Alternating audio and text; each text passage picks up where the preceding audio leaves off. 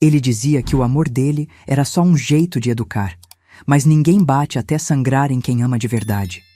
Quando ele começou a olhar diferente para minha irmãzinha, entendi que tinha chegado a hora de fazer justiça com minhas próprias mãos, mesmo que isso significasse enfrentar o diabo de frente. Me chamo Jurema Flores da Costa, tenho 78 anos bem vividos. Moro aqui em Santana do Livramento, na fronteira com o Uruguai, onde o vento minuano corta até a alma nos invernos mais duros. O povo aqui me conhece como Dona Juju das Ervas, porque desde mocinha aprendi com minha avó o poder de cura das plantas do Pampa. Essas mãos enrugadas que vocês estão vendo já ajudaram a trazer mais de 100 crianças ao mundo e prepararam remédios que salvaram outras tantas. Mas nem toda dor se cura com chá de quebra-pedra ou folha de pitanga. Algumas marcas ficam na gente pro resto da vida, como tatuagem feita com espinho de laranjeira. Antes de continuar minha história, queria pedir um favorzinho para vocês. Se estão gostando desse relato dessa velha aqui, deixem o joinha embaixo e se inscrevam no canal da minha neta Rosinha, que tá me ajudando a compartilhar essas histórias. Cada inscrição é como um abraço bem apertado que chega até mim. E me contem nos comentários de qual cidade estão me assistindo. Esse tal de internet é uma mágica que me deixa entrar na casa de vocês de todo o Brasil. E isso aquece meu coração velho nesse inverno rigoroso. Nossa história começa lá atrás, em 1962, quando eu tinha apenas 15 anos e minha irmãzinha, Celeste, só 7. Nessa época, a gente morava num bairro simples, na periferia de Porto Alegre. Nosso pai, seu Arlindo, tinha morrido 2 anos antes num acidente na fábrica de sapatos onde trabalhava. Uma máquina que prendia o couro acabou prendendo ele também. Não deu nem tempo de chegar no hospital. Nossa mãe, Dona Cícera, era uma mulher forte, dessas que não se dobra nem com o vento mais forte, mas também não era de ferro. Trabalhava como doméstica em casa de família rica do centro, saía antes do sol nascer e voltava quando as estrelas já estavam penduradas no céu. A vida não é fácil para uma viúva com 2 filhas para criar. Nossa casinha era pequena, mas arrumadinha. 2 quartos, uma sala que também servia de cozinha e um banheiro do lado de fora. O que faltava de luxo, sobrava de limpeza. Mamãe sempre dizia: pobreza não é desculpa para relaxo. Casa limpa é respeito próprio. E eu, desde cedo, aprendi a ajudar. Enquanto mamãe trabalhava, eu cuidava da Celeste, arrumava a casa, lavava a roupa no tanque de cimento do quintal e ainda dava conta das lições da escola. A Celeste era uma menina linda, sabe? Tinha uns olhos verdes que pareciam 2 jaboticabas clarinhas, cabelo liso e comprido que eu trançava todo dia antes dela ir para a escola. Era uma criança alegre, daquelas que vê beleza até na poça d'água depois da chuva. Cantava o tempo todo, inventava histórias sobre as nuvens e dava nome para as formigas do quintal. Ver aquela felicidade dela era o que me dava força para encarar os dias difíceis. Foi numa tarde de sexta-feira, voltando do armazém com um pouco de farinha e feijão, que vi um homem sentado na nossa sala, tomando café com a mamãe. Já de longe, senti um aperto no peito. Tinha alguma coisa nele que me incomodava, mesmo sem saber direito o que era. Talvez fosse o jeito como ele olhava ao redor, como se estivesse calculando o valor de tudo, ou talvez fosse o sorriso dele. Um sorriso que não chegava aos olhos. Jurema, esse é o seu Adalberto, mamãe apresentou, com um brilho no olhar que eu não via desde que papai estava vivo. Ele trabalha como motorista de caminhão e alugou o quarto dos fundos da dona Neuza. Adalberto se levantou e estendeu a mão para mim. Era um homem alto, forte, com mãos calejadas e unhas sujas de graxa. Devia ter uns 40 anos, cabelo escuro já rareando, um bigode grosso que escondia o lábio superior. Prazer em conhecer a moça, ele disse, me olhando de cima a baixo de um jeito que me fez querer me cobrir mais. O prazer é meu, respondi por educação, mas sem sentir verdade nenhuma naquelas palavras. Adalberto tem me acompanhado da parada de ônibus até em casa essas últimas semanas, explicou mamãe, servindo mais café para ele. Tem muito malandro por aí quando escurece. Naquele momento, a Celeste entrou correndo na sala, voltando da casa da vizinha onde tinha ido brincar. Parou na porta quando viu o estranho e se escondeu atrás das minhas pernas. E essa princesinha deve ser a Celeste, falou Adalberto, abrindo aquele sorriso que me incomodava tanto. Sua mãe fala muito de você. Celeste não respondeu, só apertou mais forte a minha saia entre os dedinhos. Sempre foi uma menina tímida com estranhos. Não seja malcriada, filha, mamãe repreendeu suavemente. Dê boa tarde pro seu Adalberto. Boa tarde, ela murmurou, sem sair de trás de mim. Depois daquele dia, Adalberto começou a aparecer cada vez mais em nossa casa. Trazia pequenos presentes para a mamãe, um pote de doce de leite, um chale barato, flores colhidas no caminho. Logo, os dois estavam namorando. Ele é um homem bom, Jurema, mamãe me disse uma noite, enquanto lavávamos a louça do jantar. Trabalha duro, respeita a gente. Depois que seu pai se foi, nunca pensei que ia encontrar alguém assim. Queria poder compartilhar da alegria dela, mas algo dentro de mim continuava acendendo um alerta toda vez que Adalberto estava por perto. Era como aquele instinto que faz a galinha juntar os pintinhos sob as asas quando o gavião sobrevoa o terreiro. A senhora tem certeza que conhece ele direito? Perguntei, tentando soar preocupada, não crítica. Ai, menina, você sempre foi desconfiada demais. Igualzinha ao seu pai, ela suspirou. Adalberto já provou que é um homem decente. Tá me ajudando até com as contas da casa. 3 meses depois daquela primeira visita, Adalberto se mudou para nossa casa. Mamãe estava radiante, como se tivesse ganhado na loteria. Eu tentei me convencer que estava errada sobre ele, que era só ciúme de filha que não queria dividir a mãe com ninguém. Nos primeiros tempos, tudo parecia bem. Adalberto saía cedo em suas viagens de caminhão. Às vezes ficava dias fora, transportando carga para São Paulo ou Curitiba. Quando voltava, trazia alguma lembrancinha, uma fitinha colorida para Celeste, um chocolate para mim. Ajudava com as despesas da casa, consertou o telhado que gotejava, reforçou a cerca do quintal. Até comecei a pensar que talvez meus receios fossem mesmo bobagem. Mas logo as coisas começaram a mudar, como aquelas nuvens escuras que vão se juntando devagarzinho no horizonte antes da tempestade. A primeira vez que vi o lado verdadeiro dele foi quando chegou de uma viagem, tarde da noite. Estava com cheiro de cachaça, o andar cambaleante. Mamãe já estava dormindo, cansada depois de um dia inteiro esfregando o chão na casa dos patrões. "Cadê a janta, menina?" ele perguntou, jogando a mochila no chão da cozinha. "Já passa das 11, seu Adalberto", respondi, tentando ser respeitosa. "Guardamos sua comida na geladeira. É só esquentar." Ele bateu com força na mesa, fazendo o cinzeiro pular. Não perguntei que horas são. Perguntei cadê a janta. Homem que trabalha o dia inteiro merece comida quente na mesa, não resto guardado como se fosse cachorro. O barulho acordou a Celeste, que apareceu na porta da cozinha, esfregando os olhinhos de sono. "Que foi, Juju?" ela perguntou com voz de susto. "Nada não, meu bem. Volta pra cama que eu já vou lá te cobrir", falei rápido, querendo tirar ela dali. Adalberto olhou para minha irmã de um jeito que me gelou a espinha. Não era o olhar de um padrasto para uma enteada. Era algo diferente. Algo que fez meu estômago revirar. "A princesinha acordou", ele disse, suavizando a voz de repente. "Vem cá, vem dar um abraço no padrasto que trouxe presente para você." Celeste hesitou, olhando para mim como se pedisse permissão. Antes que eu pudesse dizer qualquer coisa, mamãe apareceu, também despertada pela gritaria. "O que está acontecendo aqui?" ela perguntou, amarrando o roupão. "Nada demais, Cicinha." Adalberto mudou completamente o tom, como quem vira uma página. "Só estava com saudade da minha família. Desculpa se fiz barulho. Vi nos olhos da minha mãe que ela acreditou nele. Quis gritar que era mentira, que ele tinha acabado de berrar comigo, que tinha olhado para Celeste de um jeito que não devia. Mas as palavras ficaram presas na garganta. Mamãe parecia tão feliz com ele, tão menos cansada desde que ele tinha chegado. O que eu não sabia naquela noite é que aquele era só o começo. Que aquele homem que minha mãe tinha trazido para dentro da nossa casa iria se transformar no pior pesadelo que uma família poderia enfrentar. Que sua chegada marcaria não só o fim da nossa paz, mas o começo de um tempo de escuridão que ia exigir mais força e coragem do que eu achava que tinha.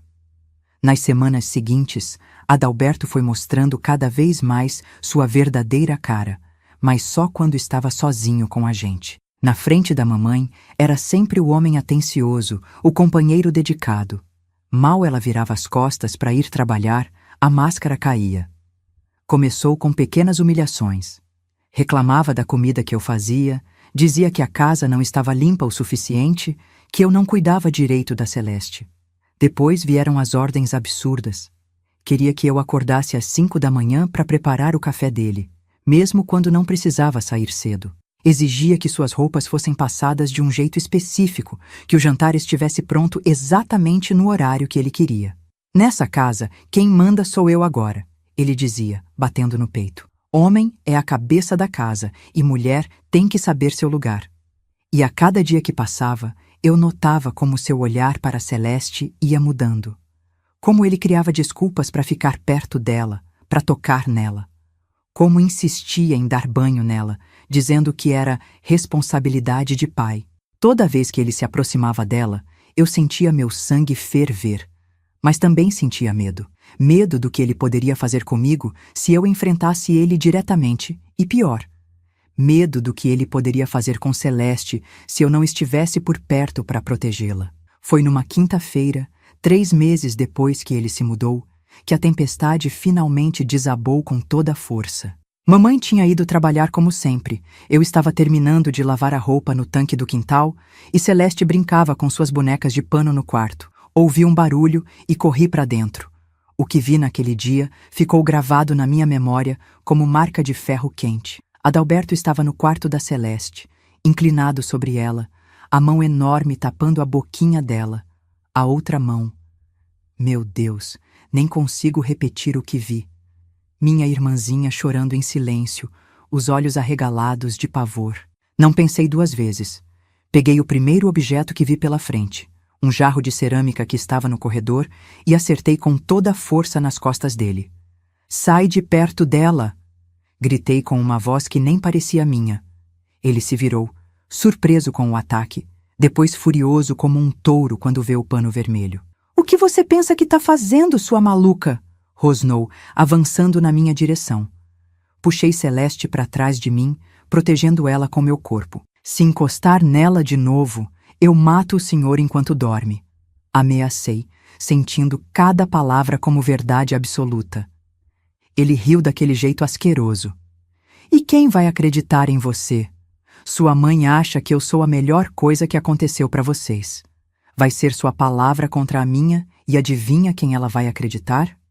Naquele momento, vi que ele tinha razão. Mamãe estava tão encantada com ele, tão desesperada por não estar mais sozinha, que talvez não acreditasse em mim. Ou pior, talvez acreditasse, mas tivesse medo demais de ficar sozinha novamente. Da próxima vez que interferir no meu jeito de educar, vai sobrar para você também. Ele ameaçou, ajeitando a roupa. Agora vê se termina logo essa roupa e prepara meu almoço. Tô saindo para a cidade e volto com fome. Quando ele saiu, Celeste desabou nos meus braços, soluçando tão forte que pensei que ia sufocar. Ele machucou você, Juju, ela chorou. Disse que ia machucar você e a mamãe se eu contasse. Abracei ela com toda a força, sentindo meu coração se partir em 1000 pedaços. Desde quando, meu amor? Perguntei, temendo a resposta. Desde quando ele faz isso com você? Faz tempo, ela sussurrou, a voz pequena como ela mesma. Sempre quando você vai buscar água ou quando tá lavando roupa lá fora. O ódio que senti naquele momento foi maior que qualquer coisa que já tinha experimentado na vida. Um ódio que queimava por dentro, que me dava vontade de pegar a faca mais afiada da cozinha e esperar ele voltar. Mas não podia me dar ao luxo da raiva cega. Tinha que ser esperta. Tinha que proteger minha irmãzinha. E naquele momento, jurei para mim mesma que aquele monstro ia pagar pelo que tinha feito, nem que fosse a última coisa que eu fizesse na vida. A partir daquele dia, nunca mais deixei Celeste sozinha. Levava ela comigo para todo canto, até para o banheiro. Dormíamos juntas, abraçadas, eu sempre de olho na porta. Adalberto percebeu o que eu estava fazendo e ficava cada dia mais irritado, mais agressivo. As humilhações viraram empurrões, os empurrões viraram tapas, os tapas viraram socos. Mas sempre em lugares que a roupa cobria, nunca no rosto onde mamãe pudesse ver. Ele sabia muito bem o que estava fazendo. Era calculado, era frio. Um predador que escolhia com cuidado seus momentos, suas vítimas, seu território. E agora, aquele território era nossa casa, o lugar que deveria ser nosso refúgio. Mamãe começou a notar a mudança em Celeste. Como ela tinha parado de cantar, como ficava assustada com qualquer barulho, como chorava à noite abraçada com a boneca de pano. "O que essa menina tem, Jurema?" ela perguntava preocupada. Parece até que viu assombração. E tinha visto mesmo. A pior assombração possível. Um monstro de carne e osso que usava a confiança e o amor da minha mãe como disfarce perfeito para suas maldades. Eu sabia que precisava contar para ela, mas tinha medo da reação dele. Adalberto já tinha deixado claro várias vezes o que aconteceria se eu inventasse mentiras sobre ele. Sua mãe e sua irmã vão pagar o preço. Ele ameaçava nos dias em que voltava bêbado das viagens. "Pensa que não sei quebrar um pescoço para parecer acidente?" Aquelas palavras me gelavam até a alma. Sabia que não era blefe. Tinha algo nos olhos dele, uma frieza quando falava essas coisas, que me dizia que ele já tinha feito maldades antes. Talvez até coisas piores do que eu poderia imaginar. Assim fomos vivendo, no fio da navalha, por quase um ano. Um ano de medo constante, de olhar sempre por cima do ombro, de dormir com um olho aberto. Um ano vendo minha irmãzinha murchar como flor sem água, perdendo a infância dia após dia. Um ano me culpando por não conseguir fazer mais, por não encontrar uma saída. Até que chegou o dia em que tudo mudou. O dia em que percebi que não era só eu e Celeste contra o mundo. Que existiam pessoas boas lá fora, pessoas que poderiam nos ajudar se eu tivesse coragem suficiente para procurar. E foi essa descoberta que começou a desenhar o caminho da nossa libertação. Mas essa parte da história já é para o próximo trecho do meu relato. Só queria que vocês soubessem que mesmo nos momentos mais escuros, quando parece que não tem saída, sempre existe uma luz, por menor que seja. Às vezes, essa luz vem de onde menos esperamos. E às vezes, essa luz somos nós mesmos, reunindo coragem que nem sabíamos que tínhamos. O segundo inverno com Adalberto na nossa casa foi o mais frio que me lembro, não pelo minuano que cortava os campos, mas pelo gelo que se instalou dentro de mim. Já não era a mesma Jurema de antes. Cada manhã que acordava era uma batalha nova.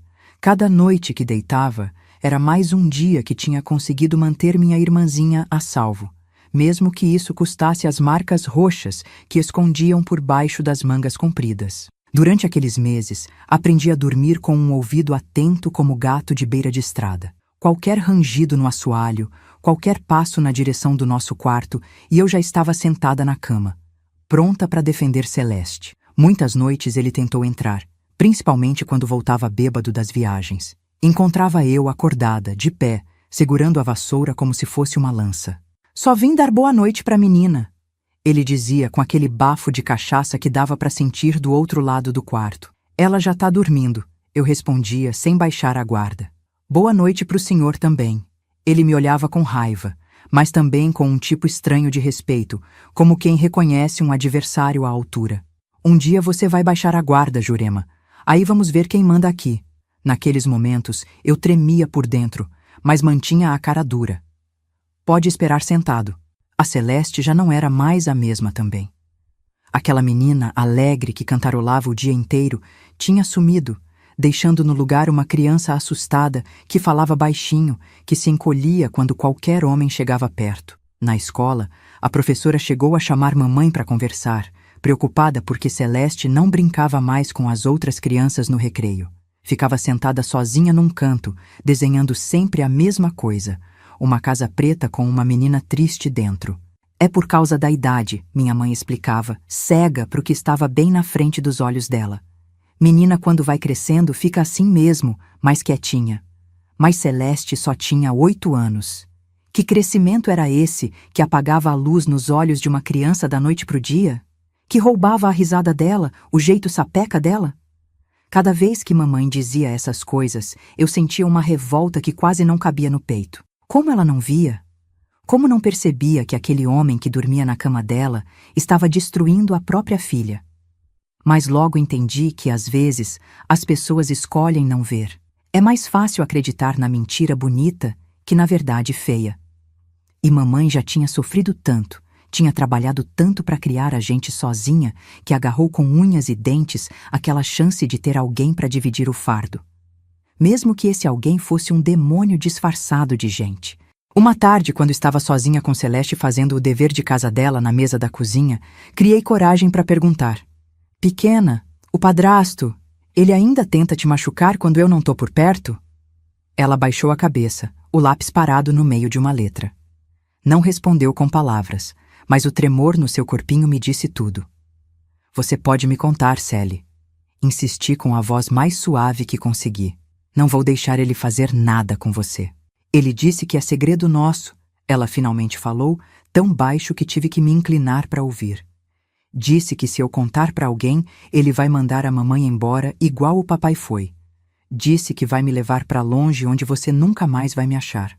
O sangue ferveu nas minhas veias como água de chimarrão. Ele é que vai embora daqui, prometi, segurando as mãozinhas dela entre as minhas.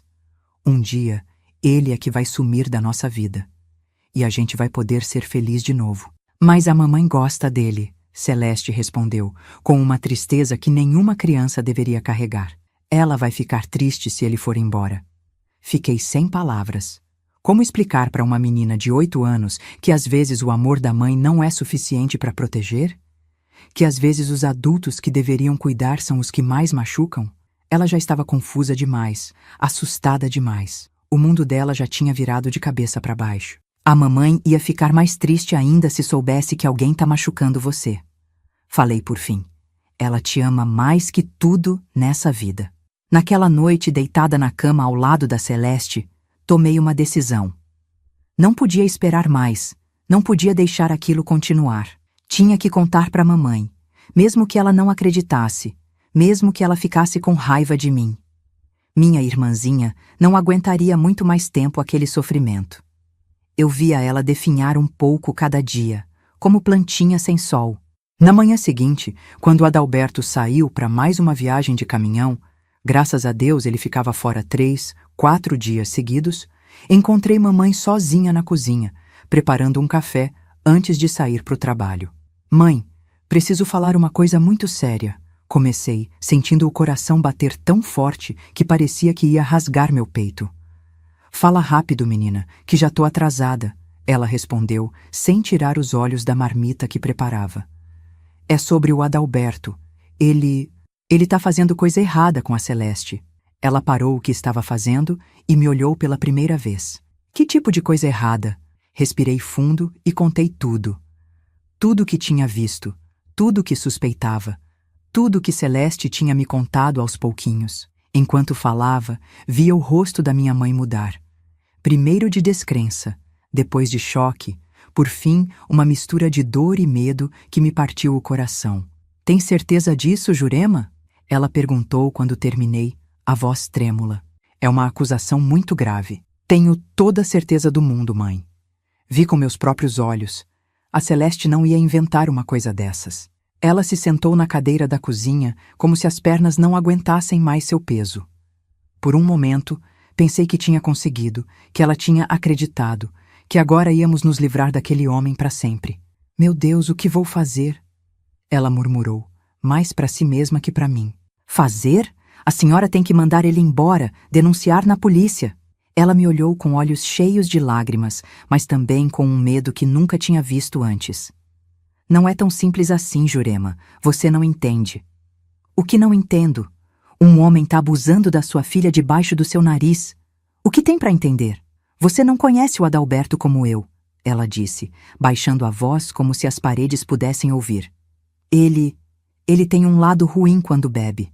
Já me ameaçou mais de uma vez. Foi como levar um tapa na cara. Então ela sabia. Sabia que ele era violento, sabia que ele era perigoso. E mesmo assim deixou ele continuar na nossa casa, perto da gente. A senhora sabia que ele era assim e não fez nada? Achei que era só comigo, ela confessou, o rosto vermelho de vergonha. Que vocês estavam seguras. Ele só fica bravo quando bebe demais, e eu tenho medo, Jurema. Ele disse que se eu tentasse terminar, ia se vingar, que conhece gente perigosa por aí nas estradas. Naquele momento, senti uma mistura de raiva e pena da minha mãe. Raiva porque ela tinha fechado os olhos para o perigo, pena porque ela também era vítima, também estava presa naquela teia que Adalberto tinha tecido ao nosso redor. E agora? Vai deixar ele continuar fazendo isso com a Celeste? Ela abaixou a cabeça, escondendo o rosto nas mãos. Vou conversar com ele. Pedir para ele parar. Pedir? Pedir? Quase gritei incrédula. Ele não vai parar porque a senhora pediu. Gente assim não para. Baixa a voz, ela sussurrou, olhando assustada para a porta como se ele pudesse entrar a qualquer momento, mesmo estando a quilômetros de distância naquele momento. Vou resolver isso, tá? Só me dá um tempo para pensar. Saí daquela conversa sentindo como se tivesse engolido uma pedra. Não tinha sido como eu esperava. No fundo, acreditava que assim que mamãe soubesse, ela se transformaria naquela leoa que toda mãe tem dentro de si, que expulsaria Adalberto da nossa vida com unhas e dentes. Mas o medo tinha vencido o instinto de proteção. O medo, e talvez, aquela dependência estranha que ele tinha criado nela. Nos dias seguintes, observei minha mãe de perto. Ela estava diferente, mais quieta, mais nervosa, olhando sempre para o relógio, contando as horas até Adalberto voltar da viagem. Tentou ficar mais perto da Celeste, inventou de levá-la junto para o trabalho um dia, disse para a patroa que a babá tinha faltado. Mas eram medidas pequenas, temporárias. Não era a solução que precisávamos. Quando Adalberto voltou, 3 dias depois, percebi que mamãe tinha falado com ele. Não porque ele tivesse mudado de comportamento. Pelo contrário, parecia mais irritado, mais agressivo. Mas porque ele me olhava diferente agora, com mais raiva, com mais ameaça nos olhos. Naquela mesma noite, enquanto lavava a louça do jantar, ele se aproximou por trás de mim na cozinha, tão perto que senti seu bafo no meu pescoço. Sua mãe andou falando umas besteiras, ele disse baixinho, só para mim ouvir. Disse que você anda inventando histórias sobre mim. Não respondi, mantendo os olhos fixos nos pratos que esfregava. Sabe o que acontece com menina que inventa história, Jurema? Menina assim acaba sumindo. Vai dar um passeio e nunca mais volta. Senti um arrepio gelado subir pela espinha, mas não demonstrei medo. Virei para ele, encarando aqueles olhos pequenos e maldosos. Tô só cumprindo minha obrigação de irmã mais velha, respondi com uma calma que não sentia. Protegendo quem não pode se proteger sozinha. Ele deu aquela risada feia, de deboche. Sua mãe já escolheu o lado dela. Escolheu acreditar em mim. Sabe por quê? Porque sem mim, vocês 3 voltam pra miséria. Eu que pago as contas aqui, eu que boto comida na mesa. Ela sabe disso. Quis dizer que preferia 1000 vezes a miséria honesta de antes a viver com ele, mas mordia a língua. Não adiantava provocar. Precisava ser mais esperta que ele. Então é melhor você ficar na sua, ele continuou, apontando o dedo na minha cara. Esquecer essas histórias que inventou e parar de colocar minhoca na cabeça da sua mãe. Senão, quem vai sofrer não é só você não. Quando ele saiu da cozinha, minhas pernas estavam tremendo tanto que tive que me apoiar na pia para não cair. Não era só uma ameaça vazia. Tinha certeza que ele faria exatamente o que estava prometendo. Gente assim não blefa. Naquela noite, deitada com Celeste, que finalmente tinha conseguido dormir depois de mais um dia de olhar assustado e silêncio, entendi que não podia contar com mamãe para nos tirar daquela situação. O medo dela era maior que a coragem. E não podia culpá-la completamente. Sabia que Adalberto era capaz de coisas terríveis, que as ameaças dele não eram só palavras, mas também sabia que não podíamos continuar vivendo assim. Que mais cedo ou mais tarde ele ia conseguir o que queria. Ia pegar Celeste num momento em que eu não estivesse por perto. Ia machucar ela de um jeito que nem todo o amor do mundo ia conseguir consertar depois. Ou pior, podia fazer algo comigo, tirar do caminho o único obstáculo entre ele e minha irmãzinha. Foi nessa noite, ouvindo a respiração suave da Celeste ao meu lado, que decidi. Se mamãe não podia nos proteger, eu mesma teria que encontrar um jeito. Teria que buscar ajuda fora de casa, mesmo que isso significasse expor nossa vergonha, nosso medo, nossa situação para estranhos. porque às vezes a salvação vem de onde menos esperamos, e eu estava disposta a bater em qualquer porta que pudesse nos oferecer uma saída daquele inferno. O problema é que naquela época essas coisas eram ainda mais escondidas que hoje. Ninguém falava abertamente sobre abuso, sobre violência dentro de casa. Era como se um muro de silêncio protegesse os monstros, permitindo que continuassem suas maldades longe dos olhos da sociedade. E nós, as vítimas, carregávamos sozinhas a culpa e a vergonha, que na verdade deveriam ser só deles. Mas eu estava determinada a quebrar esse silêncio, custe o que custasse. Porque o preço de continuar calada era alto demais. Era a infância da minha irmã, a segurança dela, o futuro dela, e isso não tinha preço. Nos dias que se seguiram, comecei a observar mais atentamente as pessoas ao meu redor, buscando alguém que pudesse nos ajudar. Alguém que tivesse autoridade suficiente para enfrentar Adalberto, para proteger a gente das ameaças dele. Alguém em quem pudesse confiar com nossa história tão dolorida, tão vergonhosa. E foi assim, nessa busca silenciosa por uma tábua de salvação, que comecei a notar nosso vizinho da casa da esquina. Seu Jairo era um homem quieto, sério, que raramente conversava com os outros moradores do bairro. Vivia sozinho, sempre de farda bem passada quando saía para o trabalho. Só fui descobrir depois que ele era policial. A primeira vez que falei com ele de verdade foi quando o encontrei no armazém do bairro, comprando mantimentos. Eu estava na fila do caixa, com Celeste segurando minha mão como sempre. Ele estava na nossa frente, pagando por um saco de café e pão. Bom dia, seu Jairo, cumprimentei, juntando toda a coragem que tinha. O senhor é vizinho nosso, né? Da casa amarela da esquina. Ele me olhou com aqueles olhos escuros e sérios, assentindo levemente. Sou sim. E você é a filha da dona Cícera, se não me engano. Isso mesmo. Sou a Jurema, e essa é minha irmã Celeste. Ele olhou para Celeste com um olhar diferente do que estava acostumada a ver nos homens. Não havia nada de malícia ali, apenas gentileza. Prazer em conhecer vocês oficialmente, ele disse com um leve sorriso. Sempre vejo vocês passando para a escola. Quando ele se virou para sair, criei coragem e falei. Seu Jairo, o senhor trabalha na polícia, né? Ele parou, me olhando com mais atenção agora. Trabalho sim. Por quê? Nada não, respondi rápido, sentindo o rosto queimar. Só curiosidade.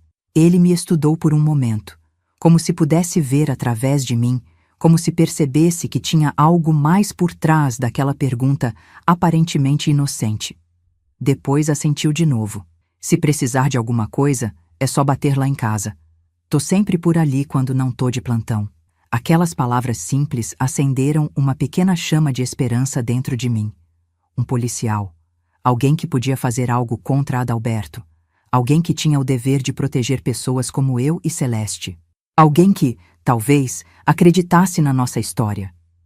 Mas a coragem que senti naquele momento logo foi sufocada pelo medo quando voltamos para casa e encontramos Adalberto lá, mais cedo do que esperávamos. Ele tinha voltado de surpresa da viagem, cancelada de última hora, segundo ele. Mas a expressão no rosto dele quando nos viu entrar me dizia que tinha algo mais. Onde vocês estavam? Ele perguntou, a voz controlada, mas os olhos faiscando de raiva. No armazém, respondi, mostrando a sacola com o feijão e o açúcar que mamãe tinha pedido para comprar. Dona Cícera pediu para a gente ir antes dela chegar do serviço. Ele olhou para Celeste, depois para mim, depois de novo para Celeste. Vi vocês conversando com aquele homem da esquina. O que tanto falavam com ele? Meu sangue gelou. Ele tinha nos seguido?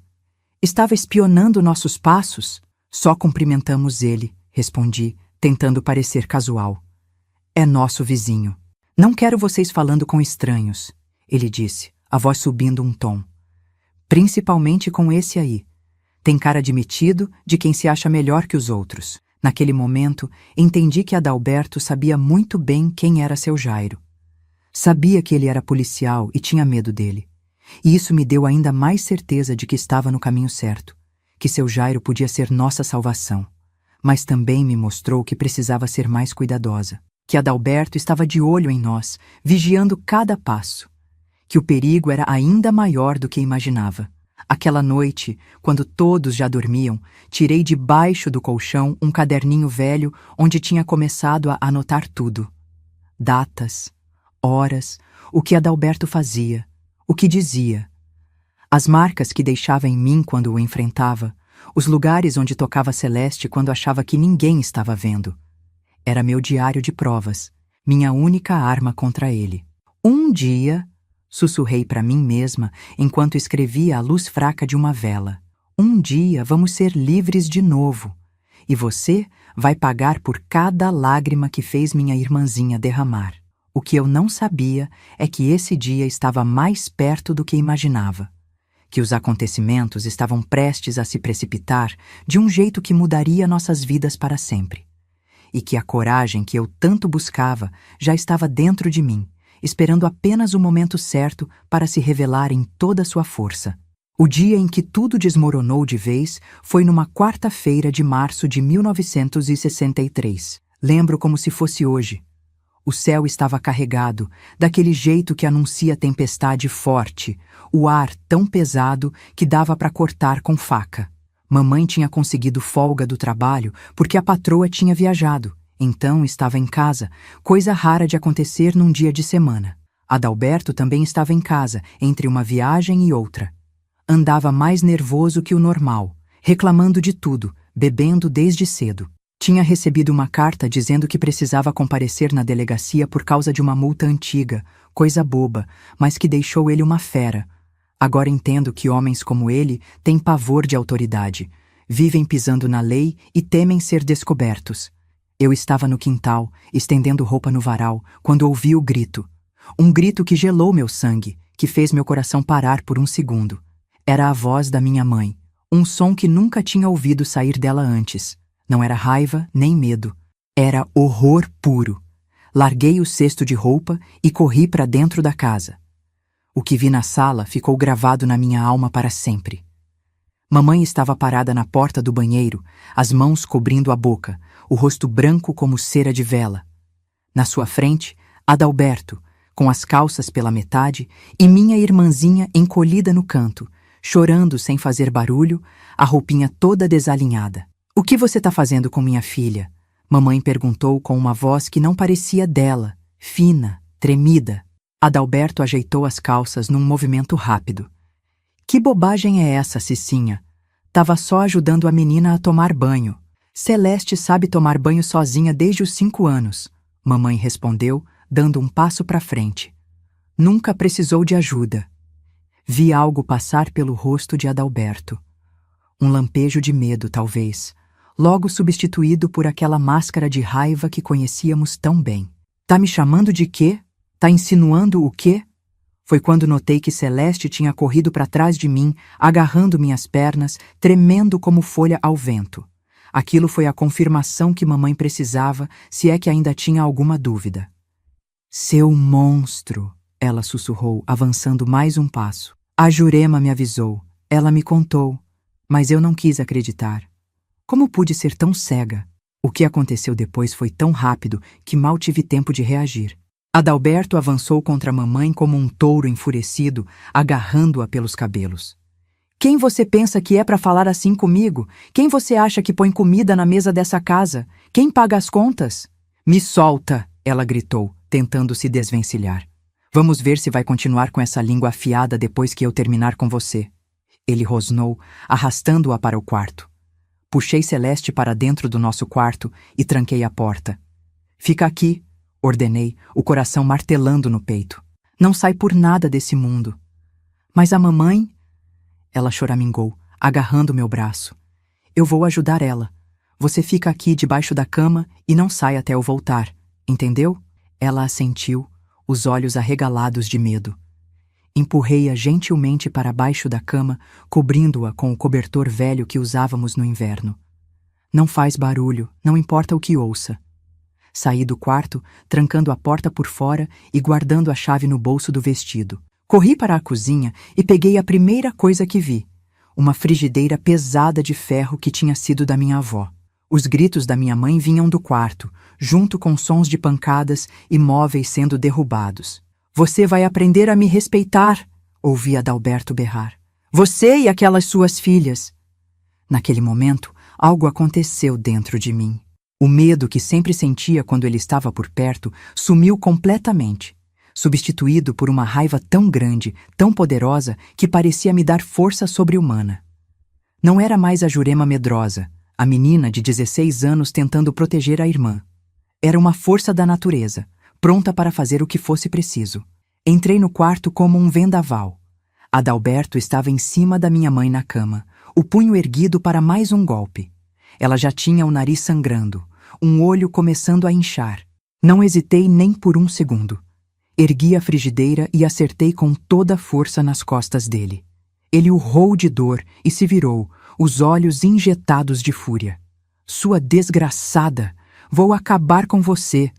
Antes que pudesse avançar contra mim, mamãe se levantou cambaleando e agarrou o abajur da mesinha de cabeceira, acertando na cabeça dele. O vidro quebrou, fazendo um corte que imediatamente começou a sangrar. Fogem! Ela gritou para mim. Pega a Celeste e foge! Mas eu não conseguia me mover. Estava paralisada, vendo Adalberto se levantar, tocando a cabeça ferida, olhando para o sangue em seus dedos. A expressão no rosto dele era de puro ódio. Não era mais o homem que se controlava, que calculava suas maldades. Era um animal ferido, perigoso demais. Vocês vão pagar por isso, ele rosnou, pegando o cinto que estava jogado na cadeira. Vou ensinar uma lição que vocês nunca vão esquecer. Foi quando a porta da sala abriu com um estrondo. Meu coração quase saiu pela boca quando vi quem estava lá. Seu Jairo, nosso vizinho, o policial. Estava de farda completa, a mão no coldre da arma.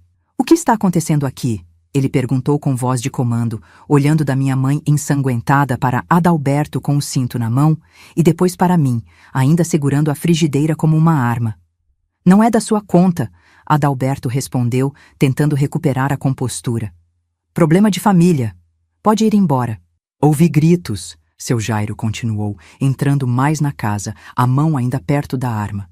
A senhora está bem, dona Cícera? Minha mãe deu um passo à frente, o rosto machucado, mas uma determinação nova no olhar. Não, seu Jairo, não estou. Esse homem, ele bateu em mim e fez coisa pior. Com minha filha pequena.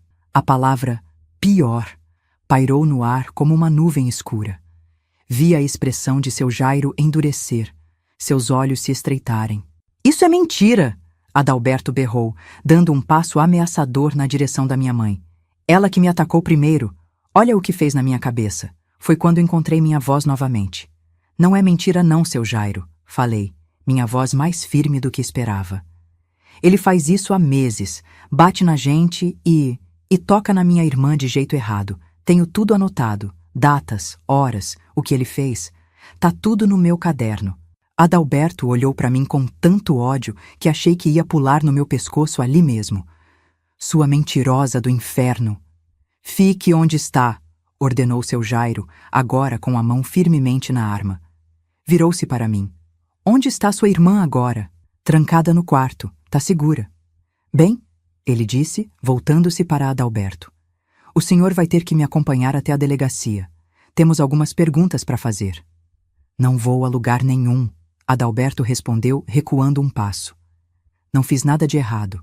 É tudo invenção dessas duas. Isso a gente vai descobrir na delegacia, seu Jairo disse, a voz calma, mas firme.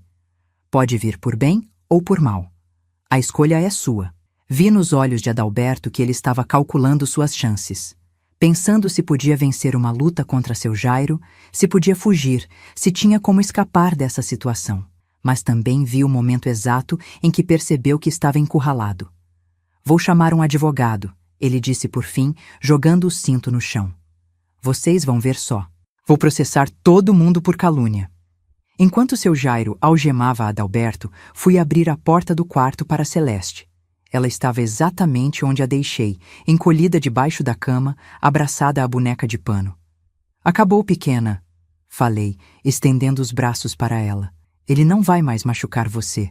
Nunca mais. Ela saiu devagar, olhando para mim com aqueles olhos que tinham visto coisas que nenhuma criança deveria ver. É verdade mesmo, Juju? Ele não vai voltar? É verdade. O seu Jairo, nosso vizinho, é policial. Tá levando ele preso agora mesmo. Nos abraçamos forte, eu sentindo as lágrimas finalmente virem, depois de meses segurando o choro para ser forte por ela. Eram lágrimas de alívio, de exaustão, de uma dor que finalmente começava a encontrar saída. Quando voltamos para a sala, seu Jairo já tinha levado Adalberto. Mamãe estava sentada no sofá, o rosto nas mãos, soluçando como criança. Sentei ao lado dela, ainda com Celeste nos braços. Me perdoa, ela chorou, olhando para nós duas com um desespero que partia o coração. Eu devia ter acreditado em você desde o início, Jurema. Devia ter visto o que estava acontecendo. Devia ter protegido vocês. A senhora também é vítima dele, respondi, segurando sua mão trêmula. Ele enganou a senhora, como enganou todo mundo. Homem assim é especialista em enganar. Ela balançou a cabeça, inconsolável.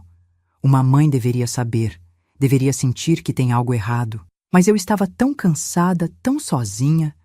Achei que ele era a resposta para nossas dificuldades. Agora acabou, falei, abraçando ela e Celeste juntas. Vamos começar de novo. Só nós três. Naquela noite, dormimos as três na mesma cama, abraçadas como quando éramos pequenas e papai ainda era vivo, mas sabia que o pesadelo ainda não tinha acabado completamente. Que haveria depoimentos a dar, perguntas difíceis a responder, feridas a cicatrizar. Meu diário acabou sendo uma peça importante nas investigações. Quando a polícia revistou as coisas de Adalberto, descobriu que ele já tinha sido preso antes, em outra cidade, por agressão. Tinha uma ficha criminal que escondia de todo mundo. Não era sua primeira vez machucando uma família que confiava nele. Seu Jairo se tornou um anjo da guarda para nós.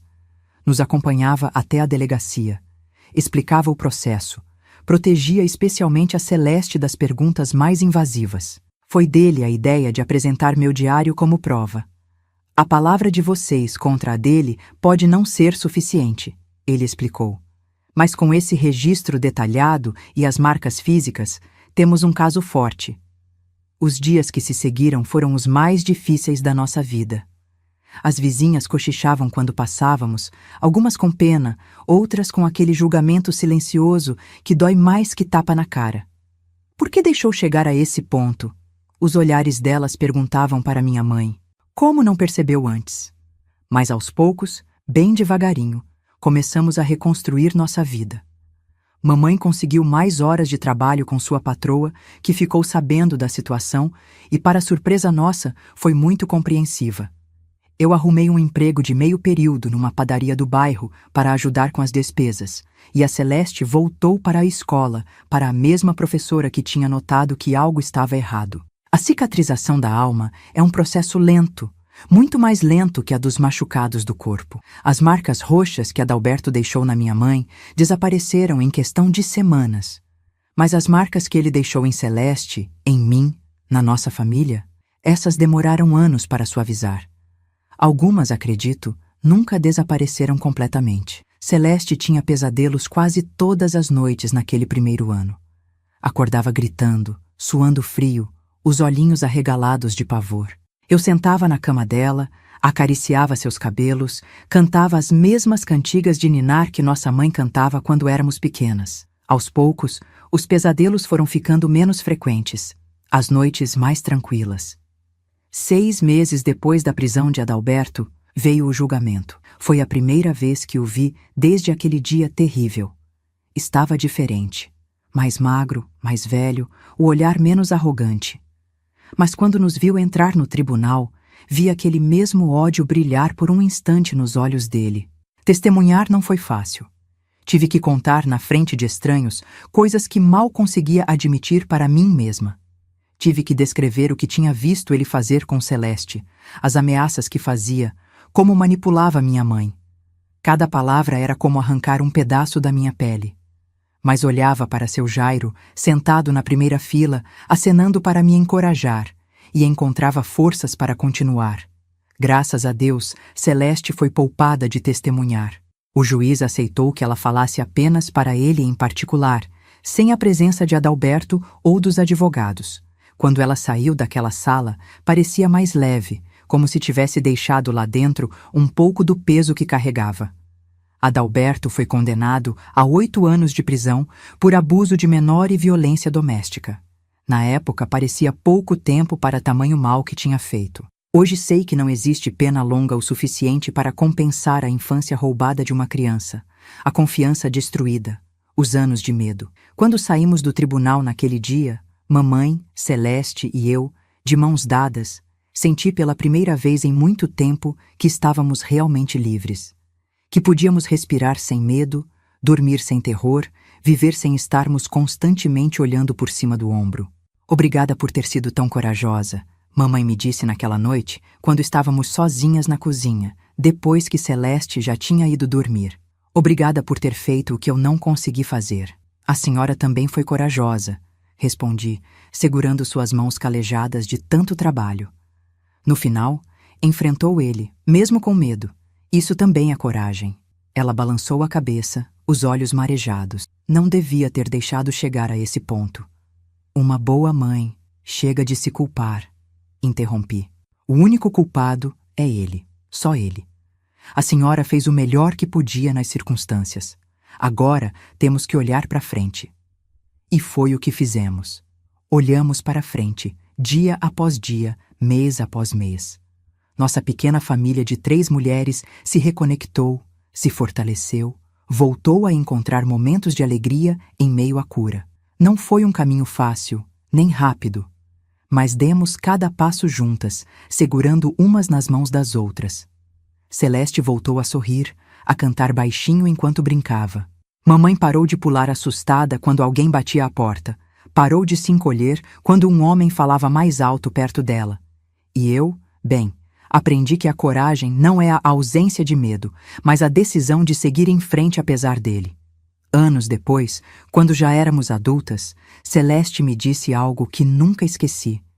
Você foi minha heroína, Juju. Quando achei que ninguém podia me salvar, você me salvou. Mas a verdade é que todos nós nos salvamos juntas. Eu reunindo coragem para denunciar. Mamãe finalmente enfrentando a verdade dolorosa.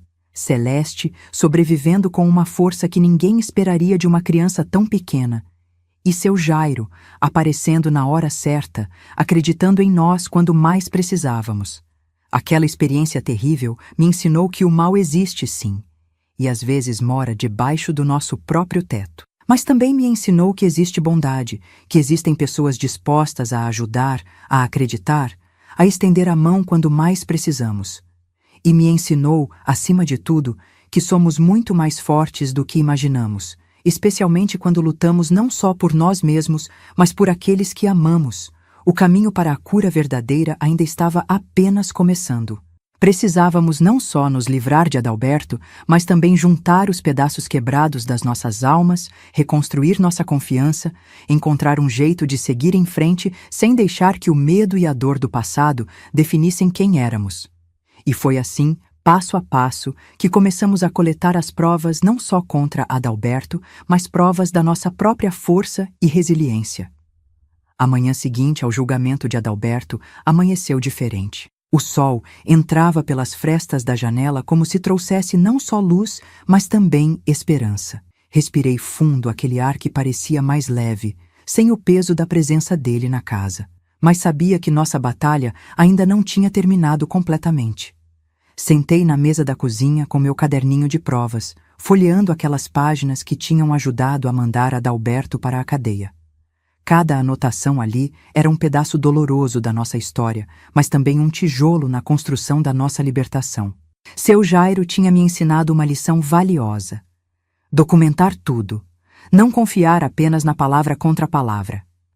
Precisamos de provas concretas, ele tinha me dito enquanto preparávamos o caso. Sua palavra tem valor, mas o sistema, muitas vezes, não acredita nas vítimas sem evidências claras. Foi por isso que, mesmo depois do julgamento, continuei com o hábito de anotar tudo. Os pesadelos de Celeste, as noites em que mamãe chorava escondida, as pequenas vitórias de cada dia, como o primeiro sorriso genuíno da minha irmã ao ganhar um gatinho de presente do seu Jairo, ou o dia em que mamãe finalmente conseguiu dormir uma noite inteira sem sobressaltos. Documentar nossa recuperação se tornou tão importante quanto tinha sido documentar os abusos. Era meu jeito de assegurar que estávamos realmente seguindo em frente, que a sombra de Adalberto diminuía um pouco a cada dia. Logo depois do julgamento, seu Jairo nos apresentou a Dona Olívia, uma senhora de seus 60 anos que trabalhava como voluntária num centro de apoio a mulheres vítimas de violência. Era um lugar simples, funcionando nos fundos de uma igreja, mas o trabalho que faziam ali era mais precioso que ouro. Vocês precisam de ajuda para curar o que aconteceu, Dona Olívia explicou com aquela voz mansa que parecia um abraço. Não é vergonha nenhuma pedir ajuda. A vergonha é toda dele, do agressor, nunca de vocês. No começo, mamãe resistiu. Não preciso ficar falando dessas coisas, ela dizia. O orgulho ferido ainda tentando protegê-la da dor. O que passou, passou. Mas Dona Olívia era paciente como quem já tinha visto muitas mulheres naquela mesma situação. O que não se fala não se cura, Dona Cícera. Fica guardado dentro da gente, feito espinho enterrado na carne, infeccionando tudo ao redor. Aos poucos, mamãe foi cedendo. Começou a frequentar as reuniões às quartas-feiras à noite, enquanto eu ficava em casa com Celeste. Voltava sempre com os olhos vermelhos de chorar, mas também com um brilho diferente neles, como se cada lágrima levasse embora um pouquinho do veneno que Adalberto tinha deixado. Para Celeste, Dona Olívia indicou uma psicóloga que atendia crianças vítimas de abuso. Doutora Marta era uma mulher jovem, de óculos redondos e sorriso gentil, que tinha um jeito especial de fazer minha irmãzinha se abrir. Não preciso falar, né, Juju? Celeste me perguntou assustada antes da primeira consulta. Não quero lembrar daquelas coisas. Não precisa falar nada que não queira, pequena, respondi, arrumando a fita no cabelo dela. A doutora... Marta só quer te ajudar a não ter mais tantos pesadelos. Vai ser como uma brincadeira. E de fato, no início, era mais brincadeira que consulta. Doutora Marta usava bonecos, desenhos, histórias para ajudar Celeste a expressar o que não conseguia com palavras. Aos poucos, vi minha irmã começar a soltar aquela carga pesada que carregava nos ombrinhos pequenos. Em uma das sessões, quando fui buscá-la, doutora Marta me chamou para conversar em particular. Jurema, você também deveria fazer terapia, ela sugeriu com gentileza. Passou por muita coisa para uma menina da sua idade. Cuidou da sua irmã, enfrentou aquele homem, segurou as pontas quando sua mãe não conseguiu. Isso deixa marcas também. Balancei a cabeça teimosa. Estou bem. Não fui eu quem foi. Quem sofreu o que a Celeste sofreu. Ela sorriu com compreensão. Existe um tipo de trauma que vem de testemunhar o sofrimento de quem amamos e não poder impedir, de carregar responsabilidades que não deveriam ser suas. Você também merece cuidado, Jurema. Aquelas palavras mexeram comigo, mas na hora não aceitei a sugestão. Achava que precisava ser forte por todos, que não tinha o direito de fraquejar agora que estávamos finalmente seguros. Foi seu Jairo quem acabou me convencendo, meses depois. Sabe, Jurema, ele disse numa tarde em que tinha passado em casa para trazer um bolo feito pela esposa dele. Força verdadeira não é nunca precisar de ajuda. É saber pedir quando precisa. Naquele mesmo dia, marquei minha primeira consulta. Foi como abrir uma comporta que tinha segurado por tanto tempo. Falei por horas, chorei como nunca tinha me permitido chorar antes. Falei da culpa que sentia por não ter percebido os sinais mais cedo, por não ter conseguido proteger completamente minha irmãzinha, pelo ódio que ainda sentia de Adalberto. O ódio é normal, doutora Marta me assegurou. Faz parte do processo, mas não pode ser seu combustível para sempre ou vai acabar consumindo você por dentro. E assim, aos poucos, fomos todas nós trilhando nossos caminhos de cura. Caminhos diferentes, no ritmo de cada uma, mas que seguiam na mesma direção. Para frente, sempre para frente. O processo judicial continuou, mesmo depois da condenação inicial. Adalberto recorreu da sentença, como era de se esperar. Tivemos que revisitar aquele pesadelo mais algumas vezes, reafirmar nossos depoimentos, enfrentar as táticas sujas do advogado dele que tentava nos desacreditar. É comum em casos assim, explicou seu Jairo. Eles tentam atacar a credibilidade das vítimas, insinuar que inventaram tudo por vingança ou para conseguir alguma vantagem. Foi na segunda audiência de recurso que descobrimos algo que mudou tudo. Uma mulher se aproximou de nós na saída do tribunal. morena, de uns 30 e poucos anos, com uma menina de uns 10 anos ao seu lado. Reconheci nos olhos daquela criança o mesmo medo que tinha visto tantas vezes nos olhos de Celeste. Vocês são a família que denunciou o Adalberto? Ela perguntou, a voz trêmula. Mamãe assentiu, desconfiada. Somos sim. Por quê? Meu nome é Regina, ela se apresentou. Adalberto foi meu marido antes de vocês. Fugimos dele há 5 anos, quando percebi o que ele estava fazendo com minha filha. Olhei para a menina ao lado dela e senti um aperto no peito. Mais uma vítima. Mais uma criança cujos sonhos tinham sido roubados por aquele monstro. Por que não denunciou? Perguntei, sem conseguir esconder a indignação. Os olhos de Regina se encheram de lágrimas. Tentei. Fui à delegacia, mas não tinham provas suficientes. Ninguém acreditou em mim. Ele era respeitado na cidade, tinha amigos influentes. Foi mais fácil fugir, mudar de nome, recomeçar longe. Como soube do julgamento? Mamãe perguntou. Vi a foto dele no jornal, Regina explicou. Quase desmaiei quando reconheci. Depois de todos esses anos, vim porque quero testemunhar. Quero que ele pague por tudo que fez, que não machuque mais ninguém. Quando contamos para seu Jairo sobre Regina, ele ficou animado. Isso muda tudo, explicou. Um padrão de comportamento comprova que não foi um incidente isolado. Torna muito mais difícil para a defesa dele alegar que vocês estão inventando. Com o testemunho de Regina e sua filha, o recurso de Adalberto foi negado. Mais que isso, sua pena foi aumentada para 12 anos. Quando saímos do tribunal naquele dia, o ar parecia mais leve, o futuro mais luminoso.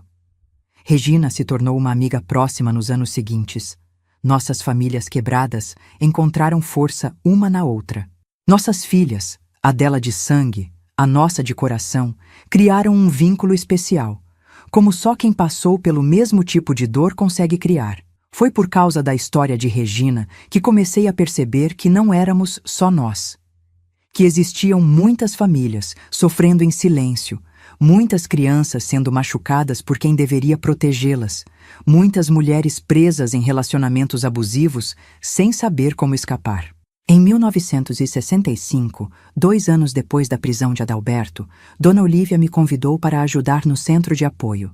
Tinha acabado de completar 18 anos, estava terminando o colegial à noite e trabalhava durante o dia numa loja do centro. Você tem um dom, Jurema, ela me disse.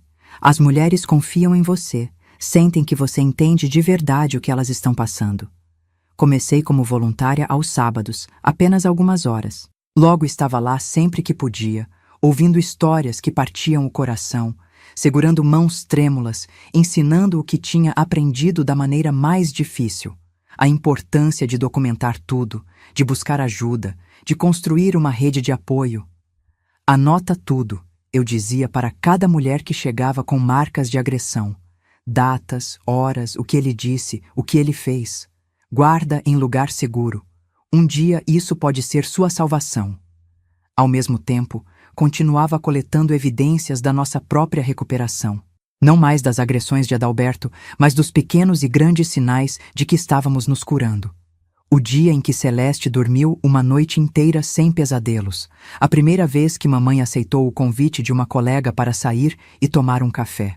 A manhã em que percebi que tinha passado 24 horas sem pensar em Adalberto. A melhor vingança é viver bem, Dona Olívia costumava dizer. E nós estávamos determinadas a viver da melhor forma possível. Em 1967, 4 anos após Adalberto ter sido preso, aconteceu algo que nunca imaginei ser possível. Seu Jairo, que tinha se tornado um grande amigo da família, começou a demonstrar um interesse especial pela minha mãe. Já não era mais só o vizinho prestativo ou o policial que nos ajudou. Era um homem gentil, de seus 45 anos, viúvo há muitos anos, que olhava para minha mãe com carinho e respeito. Acha que sua mãe aceitaria jantar comigo no sábado? Ele me perguntou certo dia, parecendo mais nervoso que um menino convidando uma garota para dançar. O senhor está pedindo minha permissão para sair com minha mãe? Perguntei surpresa. Ele coçou a nuca, constrangido. Acho que estou. Sei o que vocês passaram, sei como foi difícil. A última coisa que quero é complicar ainda mais as coisas ou trazer lembranças ruins. Sorri. tocada pela consideração dele. O senhor é a pessoa mais diferente de Adalberto que existe nesse mundo. Acho que mamãe ficaria feliz em jantar com o senhor. O romance entre eles foi lento, respeitoso, construído sobre uma base de amizade e confiança mútua.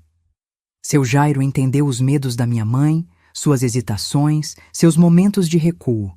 Nunca pressionou, nunca cobrou mais do que ela estava pronta para dar. Para minha surpresa, foi Celeste quem mais apoiou o relacionamento desde o início. O seu Jairo faz a mamãe sorrir, ela me disse certa noite, quando estávamos arrumando a cozinha depois do jantar. Faz tempo que não via ela sorrir assim. E era verdade. Mamãe parecia anos mais jovem quando estava com ele. As rugas de preocupação que tinham se aprofundado em seu rosto nos últimos anos suavizavam um pouco. Seus olhos brilhavam de um jeito que eu mal lembrava. Em 1969, 6 anos depois da prisão de Adalberto, mamãe e seu Jairo se casaram numa cerimônia simples no quintal da nossa casa. Eu, com 22 anos, e Celeste, com 14, fomos as madrinhas. Dona Olívia, doutora Marta, Regina e sua filha estavam lá, junto com outros amigos que tínhamos feito nessa nova fase da vida. Nunca pensei que seria capaz de confiar em um homem de novo. Mamãe me confidenciou na véspera do casamento, enquanto provávamos o vestido simples mas bonito que ela usaria. Achei que essa parte da minha vida tinha acabado para sempre. O seu Jairo não é qualquer homem, respondi, ajustando o cinto do vestido. Ele mostrou com ações, não com palavras, que merece sua confiança. Ela assentiu, os olhos marejados. E vocês, estão mesmo bem com isso? Não quero que sintam que estou substituindo seu pai, ou... Papai ia querer que a senhora fosse feliz, interrompi com gentileza. E seu Jairo faz a senhora feliz. É tudo que importa para nós. No dia do casamento, quando vi minha mãe caminhando pelo corredor improvisado entre as cadeiras do quintal, com aquele sorriso radiante que iluminava tudo ao redor, soube que tínhamos finalmente chegado ao outro lado daquele vale escuro. Não que as cicatrizes tivessem desaparecido. Elas ainda estavam lá, para sempre parte de quem éramos. Mas já não nos definiam, já não limitavam nossa capacidade de sentir alegria, de confiar, de amar. Seu Jairo se tornou não apenas um bom marido para minha mãe, mas um padrasto amoroso para Celeste e um mentor para mim. Foi ele quem me incentivou a continuar os estudos, a fazer o curso normal e me tornar professora. Foi ele quem mostrou, com seu exemplo diário, que existem homens bons nesse mundo, homens que cuidam em vez de machucar, que protegem em vez de ameaçar. Naquele mesmo ano, 1969, recebi uma notícia que balançou nosso mundo recém-estabilizado. Adalberto estava pedindo liberdade condicional por bom comportamento. Tinha cumprido apenas 6 dos 12 anos de sua pena e já estava tentando sair. O medo voltou como um soco no estômago. Imediatamente pensei em Celeste, agora uma adolescente começando a florescer, finalmente deixando para trás os fantasmas da infância. Pensei em minha mãe, recém-casada, construindo uma nova vida com seu Jairo. Pensei em mim mesma, quase formada professora, com planos e sonhos para o futuro. Ele não vai conseguir. Seu Jairo nos assegurou quando contamos a notícia. Vou mobilizar todos os contatos que tenho. Esse tipo de criminoso raramente se recupera de verdade. Mais uma vez, voltamos a coletar provas. Agora não mais dos abusos passados, mas do impacto duradouro que tinham tido em nossas vidas. Os anos de terapia que Celeste ainda precisava, os relatórios da psicóloga documentando o trauma persistente, as noites em que ela ainda acordava gritando quando algo desencadeava as memórias ruins.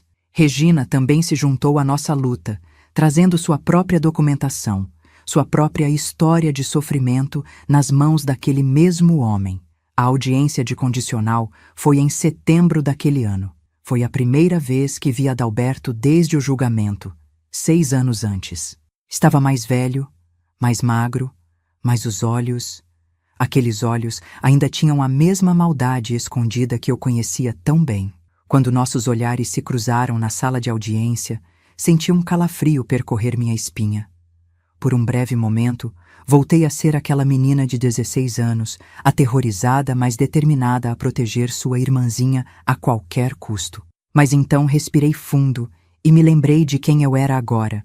Uma mulher forte, educada, com uma rede de apoio, com ferramentas que não tinha antes. Testemunhei com uma calma que surpreendeu até a mim mesma. Falei sobre os efeitos duradouros dos abusos, sobre como nossa família ainda lutava com as consequências de suas ações, sobre como Celeste, agora com 14 anos, ainda precisava de terapia regular para lidar com o trauma. Quando Regina testemunhou, contando como sua filha tinha desenvolvido problemas de autoestima, de confiança, de relacionamento com os outros, vi o rosto dos membros do Conselho de Condicional mudar. A narrativa de Adalberto como um homem que cometeu um erro isolado e merecia uma segunda chance começou a desmoronar. O pedido de liberdade condicional foi negado. Adalberto teria que cumprir pelo menos mais 3 anos antes de poder solicitar novamente.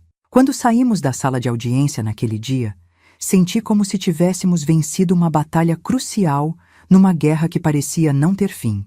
Não podemos baixar a guarda, disse seu Jairo enquanto voltávamos para casa. Ele vai tentar de novo assim que puder. E estava certo. Mas nós também estávamos mais preparadas agora. Cada negativa de condicional fortalecia nosso caso. Criava um registro mais sólido de que Adalberto era um perigo para a sociedade, especialmente para mulheres e crianças. Foi nessa época que comecei a perceber a importância maior do que estávamos fazendo. Não era só sobre nós, sobre nossa família, sobre nossa justiça pessoal. Era sobre todas as potenciais vítimas futuras que estávamos protegendo ao mantê-lo atrás das grades. Era sobre quebrar o ciclo de violência antes que ele pudesse se repetir com outra família. Nosso trabalho de coleta de provas, que tinha começado com meu caderninho escondido embaixo do colchão, tinha se transformado em algo muito maior. Um testemunho do poder das vítimas quando se unem, quando documentam, quando persistem, apesar do medo, apesar da vergonha, apesar de um sistema que muitas vezes parece trabalhar contra elas. E assim continuamos. Ano após ano, audiência após audiência, construindo não apenas a defesa contra Adalberto, mas também um futuro onde as sombras do passado, embora nunca esquecidas, já não tinham poder para nos paralisar ou determinar nossos caminhos.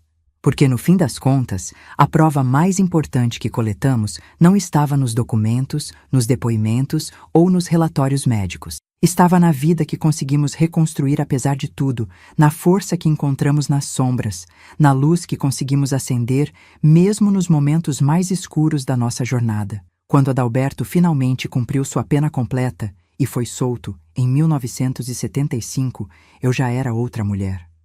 Aos 28 anos, tinha me formado professora, dava aulas na escola municipal do nosso bairro e continuava meu trabalho no Centro de Apoio às Mulheres Vítimas de Violência. Celeste, com 20 anos, cursava enfermagem e tinha se tornado uma moça linda, ainda com aqueles olhos verdes que lembravam jabuticabas claras, mas agora com um brilho de determinação que enchia meu peito de orgulho.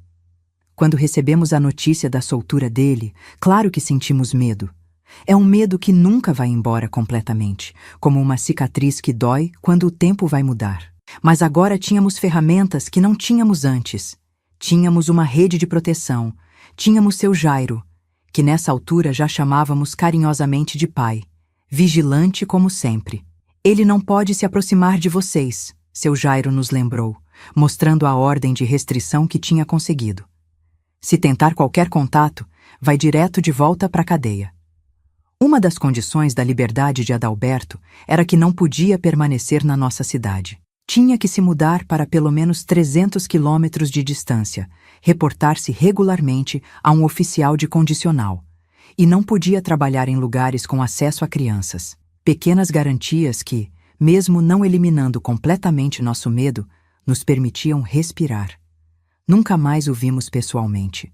Soubemos, através da rede de contatos de seu Jairo, que ele tinha se mudado para o Paraná, onde arrumou trabalho como ajudante de mecânico. Anos depois, recebemos notícia de que tinha morrido num acidente de carro.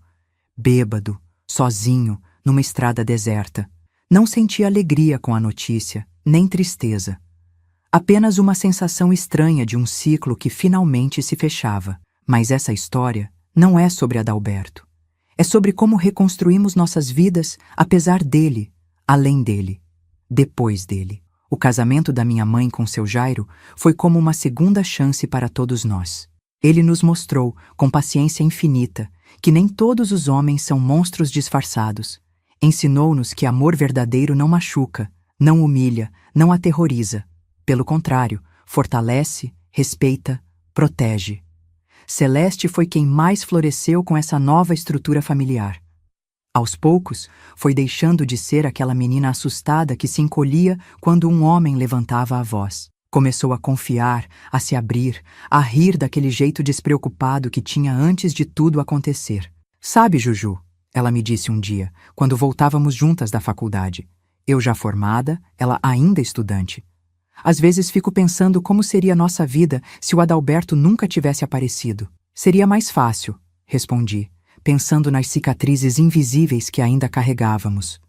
Talvez, ela concordou, mas também não teríamos conhecido seu Jairo, nem a dona Olívia, nem a doutora Marta. Não estaríamos ajudando outras mulheres. É estranho pensar que algo tão terrível possa levar a coisas boas também. A sabedoria dela, tão jovem ainda, me surpreendeu. E estava certa. Da escuridão que vivemos, tinham nascido propósitos, vocações, amizades que talvez nunca tivessem se formado em outras circunstâncias. Continuei a trabalhar no centro de apoio, agora não mais como voluntária ocasional, mas como coordenadora. Ao lado da minha carreira de professora, construí um trabalho de acolhimento e orientação que se tornou referência na região. Ensinava as mulheres não só a sair de relacionamentos abusivos, mas também a reconstruir suas vidas depois, como havíamos feito. Você tem um dom especial, Jurema, Dona Olívia me dizia sempre. Quando você fala, elas escutam de verdade, porque sabem que você esteve onde elas estão agora. Celeste, por sua vez, especializou-se em enfermagem pediátrica, trabalhando especificamente com crianças vítimas de abuso. Sua própria experiência dolorosa se transformou em uma sensibilidade única para detectar sinais que outros profissionais muitas vezes não percebiam. Tem coisas que a criança não diz com palavras. Ela explicava para as colegas mais novas. Diz com o silêncio, com o olhar, com o jeito de se encolher quando alguém levanta a mão. Mamãe e seu Jairo envelheceram juntos, construindo um casamento baseado em respeito mútuo e companheirismo. Quando ele se aposentou da polícia, montaram uma pequena chácara nos arredores da cidade, onde criavam galinhas, plantavam uma horta abundante e recebiam com alegria os muitos netos emprestados, as crianças das famílias que ajudávamos no centro. Em 1980, conheci o Antônio, professor de história que veio transferido para a nossa escola. Um homem gentil, paciente, que entendia meus medos e hesitações sem que eu precisasse explicar muito. Nosso romance foi lento, respeitoso, construído sobre uma base sólida de amizade e confiança mútua. Você merece ser feliz, Jurema, mamãe me disse quando levei Antônio para conhecê-la. Não deixe que o fantasma daquele homem roube mais nada de você. Casei aos 33 anos, mais tarde do que era comum naquela época. Não tive filhos biológicos.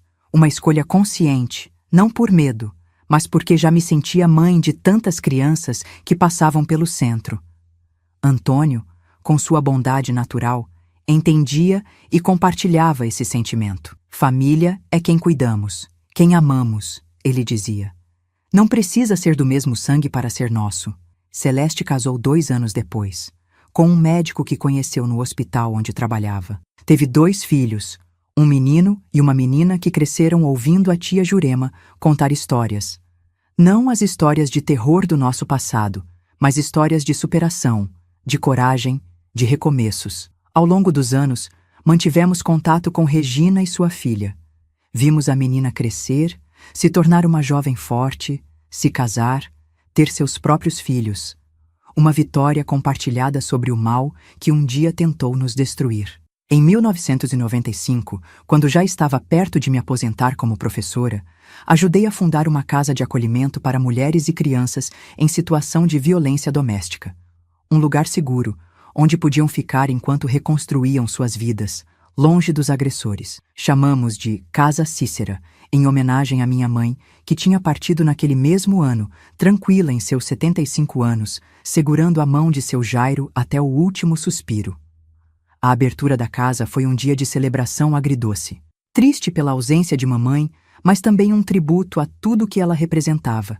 A capacidade de recomeçar, de encontrar força mesmo nas situações mais desesperadoras, de transformar dor em propósito. Hoje, aos 78 anos, olho para trás e vejo que nossa história, por mais dolorosa que tenha sido, serviu para um propósito maior. Aquele caderninho onde comecei a anotar as crueldades de Adalberto se transformou em centenas de depoimentos, relatórios, registros que ajudaram a salvar outras famílias, outras crianças, outras mulheres.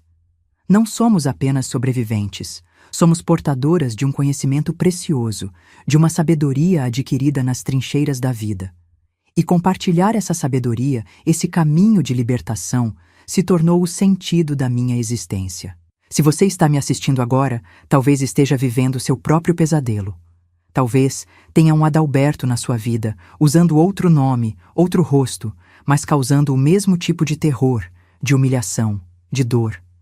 Quero que saiba que existe saída, existe ajuda, existe vida.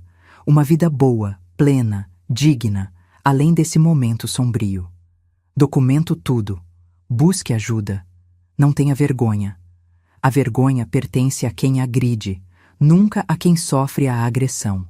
Confie que existem pessoas boas nesse mundo, dispostas a estender a mão, como seu Jairo estendeu para nós quando mais precisávamos. Se este relato tocou seu coração de alguma forma, peço que deixe seu like e se inscreva no canal da minha neta Rosinha, que está me ajudando a compartilhar essas histórias.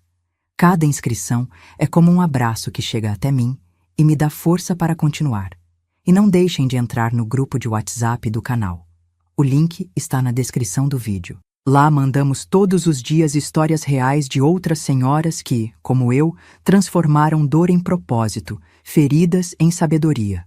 O tempo que me resta nessa vida, quero usar para mostrar que as cicatrizes, por mais profundas que sejam, podem se transformar em marcas de honra, testemunhas da nossa incrível capacidade de sobreviver, de recomeçar, de florescer mesmo nos solos mais áridos. Como dizem por aqui no sul, depois da geada mais cruel, vem o verde mais bonito do campo. E assim é a vida. Depois da dor mais profunda, se tivermos coragem de seguir caminhando, pode vir a alegria mais genuína, a paz mais verdadeira, a liberdade que ninguém jamais poderá nos tirar.